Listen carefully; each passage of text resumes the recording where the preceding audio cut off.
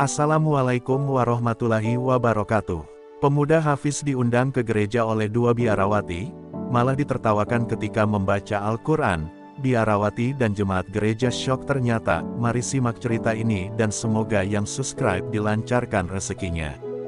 Matahari sore menyorot redup ke jendela kayu rumah kecil di pinggiran kota. Hasan, seorang pemuda berusia 22 tahun, sedang menutup mushaf Al-Quran setelah mengulang hafalan surah Al-Baqarah. Nafasnya tenang, wajahnya teduh, seakan setiap ayat yang terucap menyalakan cahaya dalam dirinya. Ia dikenal di kampung sebagai anak muda yang sederhana, rajin membantu tetangga, dan memiliki karunia yang jarang dimiliki, hafalan Al-Quran yang utuh dari awal hingga akhir. Namun sore itu, ketenangan Hasan terusik oleh kedatangan dua tamu tak biasa. Dari balik pintu, tampak dua perempuan berkerudung putih panjang, berpakaian khas biarawati. Senyum mereka hangat, tapi mata mereka memancarkan rasa ingin tahu yang dalam. Hasan sempat heran, jarang sekali ada biarawati yang berkunjung ke rumahnya. Dengan sopan, ia mempersilakan mereka duduk, meski hatinya diliputi tanda tanya. Salah seorang biarawati membuka percakapan dengan suara lembut namun penuh kesungguhan. Kami mendengar engkau seorang penghafal kitab suci, Al-Quran. Benarkah itu, Nak? Hasan menunduk merendah, menjawab singkat, atas izin Allah, benar, Ibu. Biarawati itu saling pandang dengan rekannya, lalu berkata dengan nada yang lebih serius, kalau begitu, kami ingin mengundangmu datang ke gereja kami. Bacakanlah ayat-ayat itu di hadapan jemaat kami. Kami ingin mendengar sendiri keindahannya. Undangan itu membuat dada Hasan berdebar. Pergi ke gereja bukanlah hal yang ringan baginya.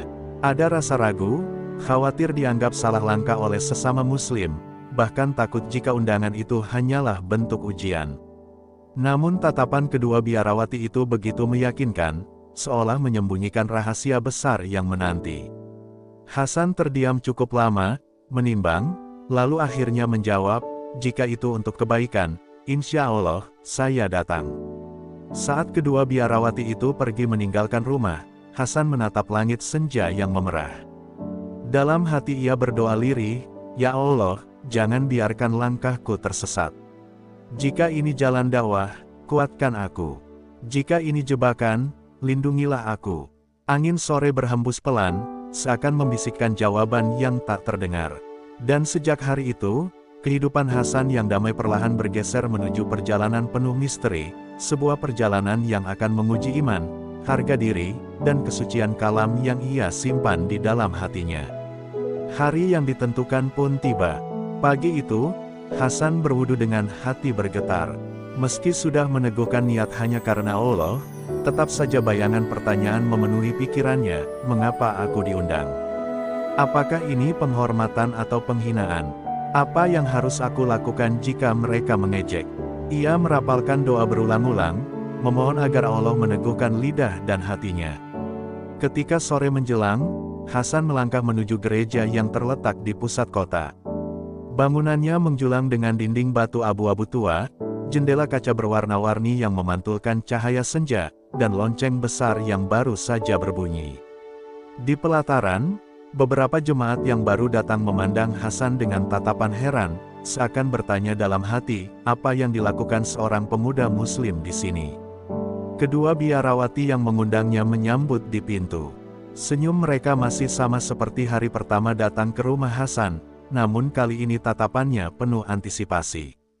Terima kasih sudah datang, Nak Hasan, ucap salah satunya. Kami sudah menyiapkan tempat untukmu. Hasan hanya mengangguk, menahan gelombang rasa canggung yang menyerbu dari berbagai arah. Di dalam, suasana gereja begitu hening. Lilin-lilin menyala di sepanjang dinding, menebarkan aroma khas yang bercampur dengan wangi kayu tua. Jemaat sudah duduk berbaris, sebagian menoleh penasaran. Di depan altar, sebuah mimbar kayu kecil disiapkan khusus untuk Hasan. Ia melangkah perlahan, seakan setiap langkah menjadi saksi pertarungan batin, antara takut dan yakin, antara ragu dan tawakal. Ketika akhirnya ia berdiri di depan mereka, Hasan menarik napas panjang. Dalam hatinya ia berbisik, "Ya Allah, Inilah saatnya. Jadikan suaraku pembawa cahaya, meski di tempat yang asing bagi ayat-ayatmu. Jemaat menunggu dengan pandangan campuran, ada yang tersenyum mengejek, ada yang menatap ingin tahu, dan ada pula yang acuh tak acuh. Hasan pun membuka bibirnya, bersiap melantunkan kalam suci untuk pertama kalinya di rumah ibadah yang bukan miliknya. Hasan berdiri di mimbar kecil itu, jantungnya berdegup seakan memukul gendang di dada. Jemaat gereja menatapnya dengan berbagai ekspresi, ada yang berbisik-bisik, ada yang menyunggingkan senyum sinis, bahkan beberapa remaja tertawa kecil menahan geli. Namun Hasan menutup matanya sejenak, mengingat doa ibunya yang selalu berpesan, "Nak, jika engkau membaca Al-Quran, bacalah seakan Allah sedang mendengarkanmu, bukan manusia." Dengan napas dalam, Hasan memulai bacaan. Suaranya melantun pelan, membuka dengan ayat-ayat awal surah Maryam. Suasana hening yang semula tegang perlahan pecah oleh getaran merdu bacaan itu. Huruf-huruf Arab keluar dari bibirnya bagaikan aliran sungai yang jernih, mengisi setiap sudut ruangan. Namun, beberapa jemaat tidak bisa menahan tawa. Mereka menganggap lantunan itu seperti nyanyian asing yang aneh bagi telinga mereka. Tawa kecil berubah jadi gumaman, lalu ejekan yang semakin keras. "Apa itu?" "Seperti mantra," bisik seorang jemaat sambil tertawa. Tidak ada musik, tidak ada nada, hanya gumaman berulang. Hasan mendengar semuanya, namun tidak membiarkan hatinya goyah.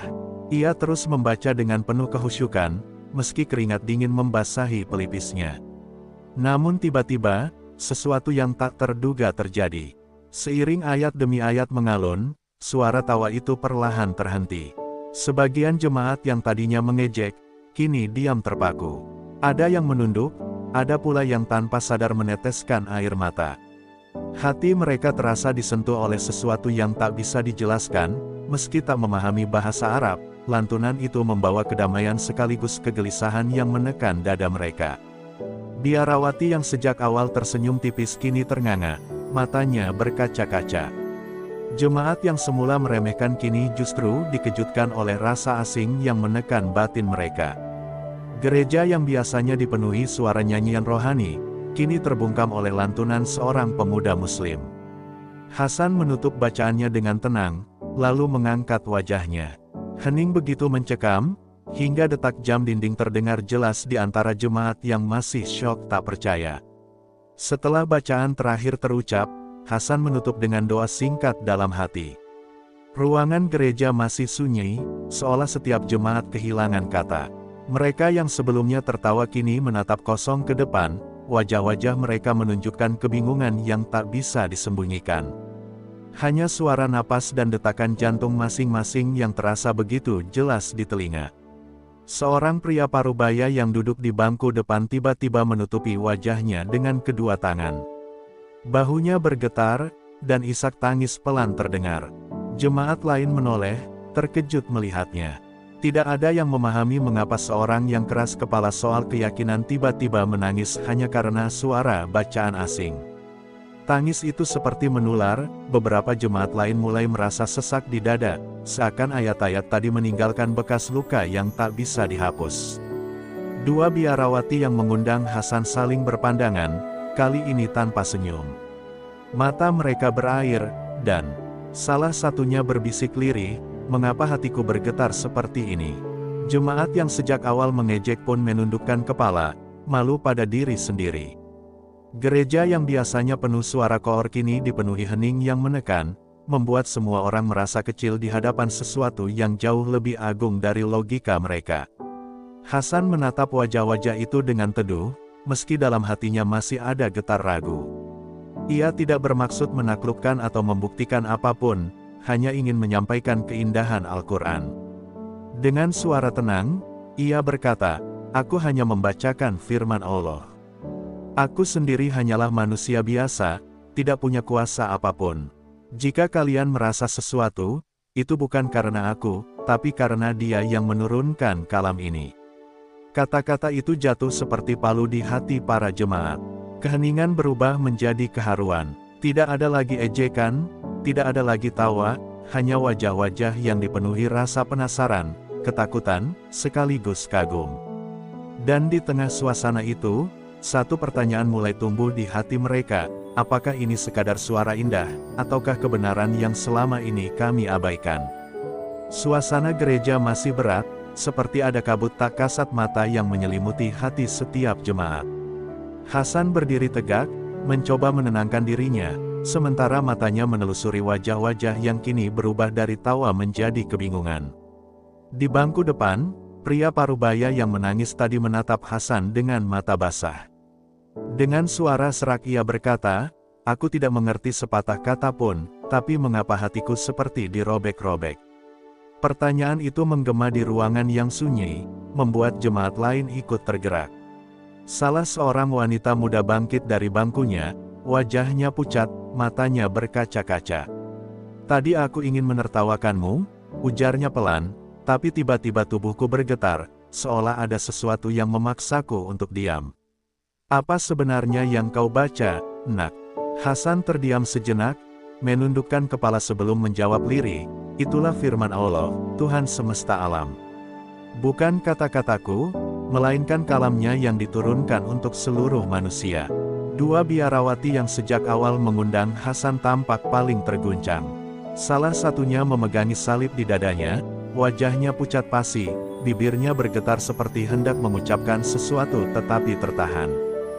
Jemaat yang lain menatap mereka, seolah berharap penjelasan dari pemimpin rohani itu.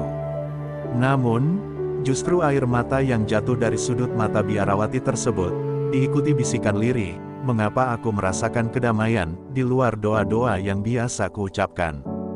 Hasan menatap mereka dengan penuh iba. Ia tidak ingin menyinggung, apalagi berdebat. Dengan tenang ia berkata, kedamaian itu datang dari Dia. Al-Quran hanyalah jalan untuk merasakan cahayanya. Aku hanya hamba kecil yang diberi amanah untuk menjaganya di dalam hati. Kata-kata itu bagai angin yang menggugurkan daun-daun kering, membuat jemaat kembali menunduk, kali ini dengan rasa malu sekaligus kagum. Di antara mereka, lahirlah keheningan baru, bukan lagi hening karena keterkejutan, melainkan hening yang dipenuhi pertanyaan.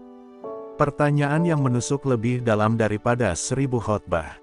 Dan di sanalah, di tengah cahaya lilin dan bayangan dinding gereja tua, jemaat mulai menyadari bahwa apa yang mereka dengar bukan sekadar suara indah, melainkan sebuah panggilan yang tidak bisa ditolak begitu saja. Di bangku altar, dua biarawati yang mengundang Hasan kini terdiam bagai patung. Jemari mereka saling menggenggam erat, wajah pucat mereka sulit menyembunyikan keguncangan batin. Salah satunya, Suster Helena, merasa dadanya bergetar hebat sejak lantunan itu mengisi ruang.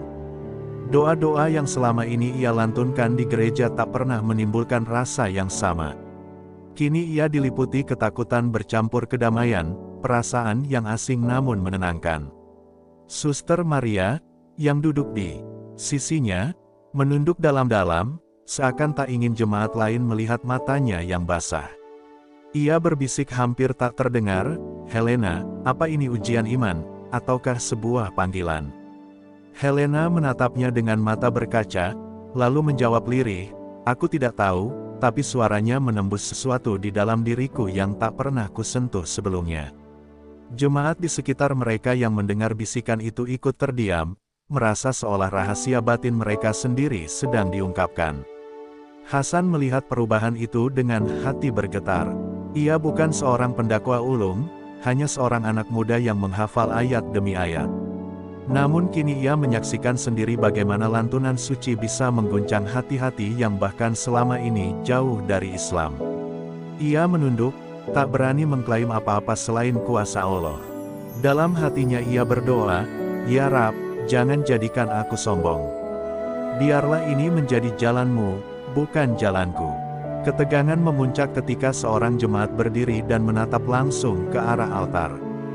Dengan suara lantang namun gemetar ia berkata, "Jika itu benar firman Tuhan, maka mengapa aku baru merasakannya sekarang? Mengapa bukan dari doa-doa kami selama ini?" Pertanyaan itu membuat suasana semakin panas. Semua mata kini tertuju pada Hasan dan para biarawati, menunggu jawaban yang bisa menjelaskan perasaan yang baru mereka alami.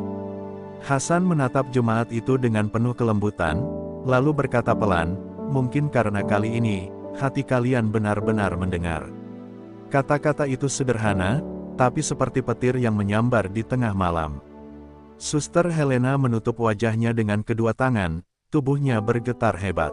Sementara itu, Suster Maria meneteskan air mata yang tak bisa lagi dibendung. Gereja itu kini bukan lagi tempat ejekan, melainkan medan pergulatan batin yang dahsyat. Keheningan yang melingkupi gereja akhirnya pecah oleh suara lantang seorang pria tua, salah satu jemaat senior yang dihormati. Dengan wajah merah padam ia bangkit berdiri, menuding Hasan dengan telunjuk bergetar. "Cukup, ini semua tipu daya, suara indah itu bukan bukti kebenaran. Jangan biarkan kita terperdaya oleh bacaan asing." Suaranya menggema, mematahkan keheningan, namun justru membuat beberapa jemaat terlonjak ketakutan. Suster Helena tersentak, wajahnya memucat. Kata-kata pria itu menusuk hatinya, namun benteng keyakinan yang selama ini kokoh mendadak retak. Tipu daya, batinnya berbisik. Kalau benar hanya tipu daya, mengapa hatiku merasakan kedamaian yang tak pernah kurasakan seumur hidup? Air matanya jatuh tanpa bisa dibendung, membuat sebagian jemaat tertegun melihat sosok yang biasanya tegar kini rapuh di hadapan seorang pemuda sederhana. Suster Maria menggenggam tangan Helena erat-erat, seakan hendak menahan dirinya agar tidak roboh. Namun ia sendiri sama terguncangnya. "Aku juga merasakannya," bisiknya, hampir seperti pengakuan dosa. Jemaat yang duduk di dekat mereka mendengar bisikan itu, dan kegelisahan pun menyebar semakin luas. Sebagian menunduk, takut menolak apa yang mereka rasakan, sementara sebagian lain menutup telinga, mencoba melawan suara hati yang mulai berbicara. Hasan berdiri diam, tubuhnya tegang, namun wajahnya tetap teduh. Ia tahu inilah saat terberat, ketika kalam Allah menembus hati-hati, selalu ada yang menerima dengan keharuan, dan ada pula yang menolak dengan amarah. Ia menghela napas dalam, lalu dengan suara tenang berkata, "Aku tidak datang untuk berdebat. Aku hanya membaca ayat-ayat Tuhan. Jika itu membuat kalian marah, maafkan aku. Tapi jika itu membuat hati kalian tenang, maka syukurilah, karena itu bukan dariku, melainkan darinya." Ucapan itu membuat ruangan kembali hening, namun bukan hening yang damai, melainkan hening yang dipenuhi pergulatan batin. Ada air mata, ada amarah, ada rasa malu yang tertahan. Dan di tengah kerumunan itu, dua biarawati kini benar-benar tak mampu menutupi keguncangan hati mereka. Mereka sadar, sejak ayat-ayat itu menggema, sesuatu dalam diri mereka telah berubah selamanya. Teriakan pria tua tadi masih membekas di dinding-dinding gereja, namun justru menciptakan gelombang yang berlawanan. Beberapa jemaat mulai berdesis, "Tapi, hatiku memang merasa tenang," sementara yang lain mengangguk cepat, "Tidak, itu hanya sihir." Jangan percaya, suara-suara saling bertubrukan, menciptakan keributan yang belum pernah terjadi sebelumnya di rumah ibadah itu. Gereja yang biasanya damai kini berubah menjadi medan pertentangan batin. Suster Helena berdiri dengan tubuh bergetar, wajahnya penuh air mata. Ia memegang dada seolah menahan sesuatu yang hendak meledak. Aku tidak bisa menyangkal," ucapnya dengan suara parau. Suara itu, firman itu, menembusku lebih dalam daripada doa-doa yang kulantunkan sepanjang hidupku. Ucapannya membuat sebagian jemaat terperangah. Sebagian lain memalingkan wajah dengan kemarahan bercampur takut. Suster Maria mencoba menahan Helena, namun air matanya sendiri sudah jatuh. "Helena benar," bisiknya, kali ini lebih keras. Ada sesuatu dalam bacaan itu yang tidak bisa dijelaskan, bukan sihir, bukan tipu daya. Ini nyata. Jemaat mulai gaduh, sebagian memprotes dengan suara keras, sementara yang lain terdiam, hatinya terkoyak oleh pengakuan dua pemimpin rohani mereka sendiri. Hasan berdiri di mimbar kecil itu, matanya memandang semua dengan penuh iba. Ia tahu ini bukan karena dirinya. Ia hanyalah penyampai, dan yang bekerja adalah kalam suci itu sendiri. Dengan suara lembut ia berkata, "Aku tidak meminta kalian percaya kepadaku. Aku hanya ingin kalian mendengarkan dengan hati. Karena jika hati yang berbicara, kebenaran akan menemukan jalannya sendiri. Kata-kata itu justru semakin menyalakan api perdebatan. Ada yang menjerit marah, ada yang menangis, ada pula yang diam terpaku dalam kebisuan panjang. Gereja yang tadinya berdiri kokoh kini terasa seperti rapuh dari dalam, retak oleh sesuatu yang tak terlihat namun nyata. Dan di tengah gemuruh itu, hati Suster Helena dan Maria semakin terombang-ambing, seolah mereka berdiri di tepi jurang antara keyakinan lama dan cahaya baru yang mulai menyinari jiwa mereka. Ketegangan di dalam gereja perlahan mereda. Jemaat yang semula gaduh mulai diam, sebagian menunduk, sebagian meneteskan air mata, dan sebagian masih bergulat dengan amarahnya. Namun satu hal pasti, tidak ada seorang pun yang bisa melupakan apa yang mereka dengar hari itu. Bacaan Al-Quran dari seorang pemuda sederhana telah meninggalkan jejak mendalam, tak peduli mereka menolaknya atau menerimanya. Suster Helena akhirnya duduk kembali dengan tubuh lemas. Ia menutup wajahnya, menangis sejadi-jadinya, bukan karena kalah, tapi karena hatinya menemukan sesuatu yang selama ini ia cari dalam doa-doa panjangnya. Suster Maria menggenggam tangannya erat, sama-sama terhanyut dalam kebisuan penuh makna. Keduanya sadar, hidup mereka tak akan pernah sama lagi setelah hari ini. Hasan pun melangkah turun dari mimbar kecil. Ia tidak berbicara panjang, hanya menunduk dan berkata lirih, "Terima kasih sudah mau mendengarkan. Aku hanyalah seorang hamba, tapi kalam Allah lah yang sesungguhnya berbicara." Jemaat terdiam, tak ada yang mampu membalas ucapannya dengan kata-kata. Ketika Hasan keluar dari gereja, cahaya senja menyambutnya dengan hangat. Ia menatap langit, matanya berkaca-kaca, lalu berdoa, "Ya Allah, Engkau yang membolak-balikkan hati. Jangan biarkan aku sombong atas apa yang terjadi hari ini. Jika ini jalan-Mu, bimbinglah mereka yang hatinya Kau gerakkan, dan lindungilah aku dari ujian kesombongan." Senja itu menjadi saksi, bahwa keindahan kalam Allah mampu menembus ruang yang tak pernah diduga. Dan sejak hari itu, kisah Hasan menjadi bisikan yang terus bergema di hati jemaat gereja tersebut. Sebagian menolak, sebagian lupa, tapi sebagian lainnya diam-diam mencari, diam-diam merenung, diam-diam jatuh cinta pada kalam suci yang tak mereka mengerti bahasanya, namun mereka rasakan keindahannya. Ketegangan di dalam gereja perlahan mereda. Jemaat yang semula gaduh mulai diam, sebagian menunduk, sebagian meneteskan air mata, dan sebagian masih bergulat dengan amarahnya. Namun satu hal pasti, tidak ada seorang pun yang bisa melupakan apa yang mereka dengar hari itu. Bacaan Al-Quran dari seorang pemuda sederhana telah meninggalkan jejak mendalam, tak peduli mereka menolaknya atau menerimanya. Suster Helena akhirnya duduk kembali dengan tubuh lemas. Ia menutup wajahnya, menangis sejadi-jadinya, bukan karena kalah, tapi karena hatinya menemukan sesuatu yang selama ini ia cari dalam doa-doa panjangnya. Suster Maria menggenggam tangannya erat, sama-sama terhanyut dalam kebisuan penuh makna. Keduanya sadar, hidup mereka tak akan pernah sama lagi setelah hari ini. Hasan pun melangkah turun dari mimbar kecil. Ia tidak berbicara panjang, hanya menunduk dan berkata lirih, "Terima kasih sudah mau mendengarkan. Aku hanyalah seorang hamba, tapi kalam Allah lah yang sesungguhnya berbicara." Jemaat terdiam, tak ada yang mampu membalas ucapannya dengan kata-kata. Ketika Hasan keluar dari gereja, cahaya senja menyambutnya dengan hangat. Ia menatap langit, matanya berkaca-kaca, lalu berdoa, "Ya Allah, Engkau yang membolak-balikkan hati. Jangan biarkan aku sombong atas apa yang terjadi hari ini. Jika ini jalan-Mu, bimbinglah mereka yang hatinya Kau gerakkan, dan lindungilah aku dari ujian kesombongan." Senja itu menjadi saksi, bahwa keindahan kalam Allah mampu menembus ruang yang tak pernah diduga.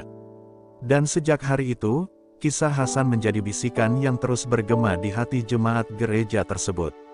Sebagian menolak, sebagian lupa, tapi sebagian lainnya diam-diam mencari, diam-diam merenung, diam-diam jatuh cinta pada kalam suci yang tak mereka mengerti bahasanya, namun mereka rasakan keindahannya.